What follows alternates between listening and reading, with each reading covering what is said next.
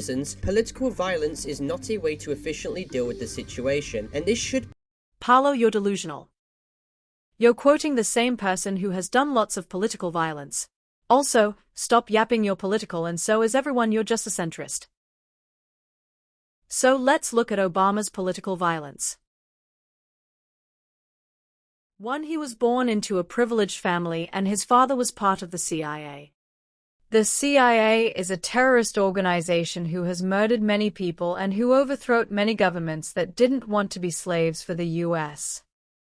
Such as the Guatemala coup and the Iraq War are famous examples, and I can give way more of all the CIA interventions. If why I want to check that out, check out this video. The video will be in description of this video. Obama has organized coups in Ukraine and Honduras. He's also been giving weapons to Saudi Arabia so they can commit crimes against Yemenis. And Obama has dropped 20,000 bombs on Yemen and killed many people in Yemen. He also overthrew the government of Libya, turning a country from a progressive Afro-Arab country that was the richest in Africa into a country that has slavery. You're also quoting a man who did barely anything against ISIS. The US government says that they are fighting ISIS. But they backed up ISIS, such as in Syria. The new government was a former ISIS and Al-Qaeda member. Even the US government has called him a terrorist.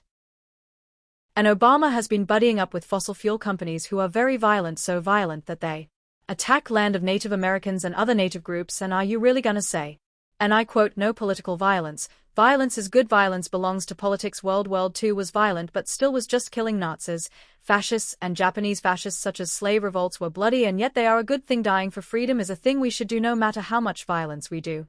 Stonewall riots were gay people fighting for their rights. They fought for their rights to be gay and for your bitch ass to have the right to be gay, and yet here you go bitching about political violence. Black Panthers, we're violent, and so what?